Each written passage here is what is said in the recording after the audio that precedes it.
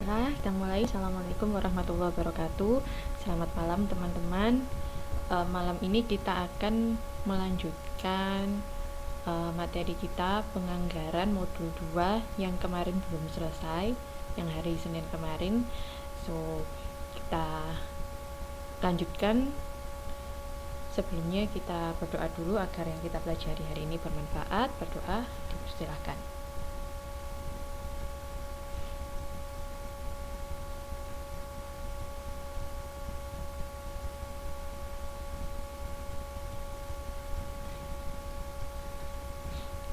Selesai?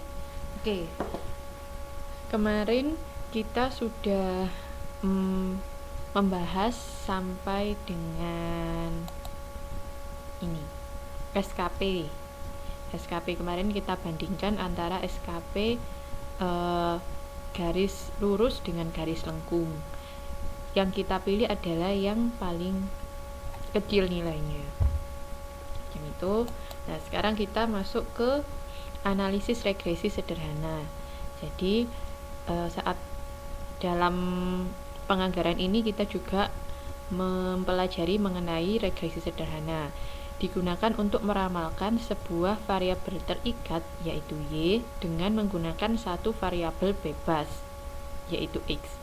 Kalau sederhana berarti Y-nya 1, X-nya 1. Nanti ada regresi berganda atau regresi multiple regresi, itu nanti X-nya lebih dari 1. Kalau sekarang kita membahas yang sederhana dulu. X mempunyai hubungan atau korelasi dengan Y. Ini maknanya regresi. Sekarang analisis korelasi digunakan untuk mengetahui hubungan sebab akibat antara beberapa variabel. Formulanya atau persamaannya adalah Y sama dengan A plus BX. Sama seperti sebelumnya, B-nya diketahui seperti ini, A-nya seperti ini. Dengan N jumlah data yang dianalisis, A adalah jumlah pasangan observasi atau sama dengan nilai konstan, B adalah koefisien regresi. Oke. Kemudian kita masuk ke contoh. Teman-teman silakan dibuka halaman 2.24. Di situ ada beberapa yang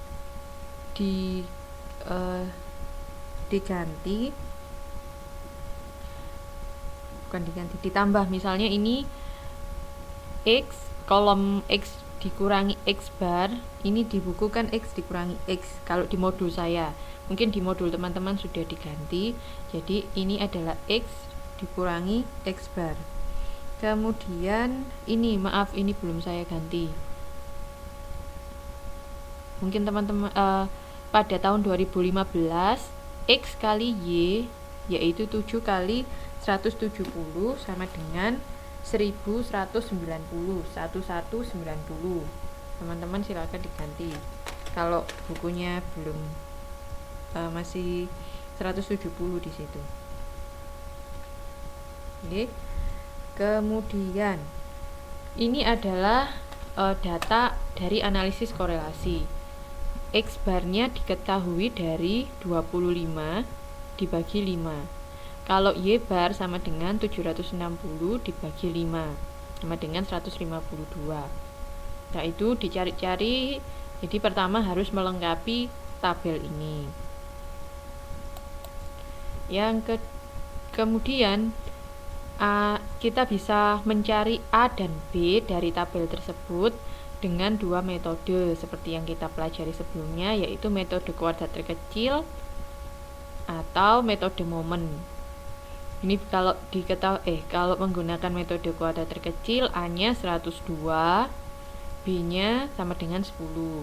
Kalau metode momen juga dihitung-hitung semuanya ketemu, pada akhirnya B-nya 10, A-nya 102. Nanti silakan teman-teman sambil latihan menghitung, dicek lagi apakah benar itu 10 dan 102. Atau dengan menggunakan rumus ini. Sehingga dengan demikian persamaan Y sama dengan A plus BX menjadi Y sama dengan 102 plus 10X. Nah, karena kita membicarakan regresi, maka kita membicarakan koefisien korelasi. Apa itu koefisien korelasi? Yaitu jika nilainya mendekati 1, maka pengaruh X pada Y semakin besar. Jika bernilai 0, maka tidak ada pengaruh atau tidak berpengaruh. Jadi ini adalah pengaruh korelasi. Tabel 2.12 di sini ada pengaruh korelasi. Patokannya besar sama kecil itu seperti apa? Jadi misalnya kurang dari 0,2, maka pengaruhnya adalah sangat lemah atau dapat diabaikan. Kalau ini 0,2 bukan 10,2 ya, 0,2 sampai 0,4 dia pengaruhnya lemah. Kalau 0,4 sampai 0,7 cukup, selanjutnya kuat dan sangat kuat. Ini adalah mengenai koefisien korelasi.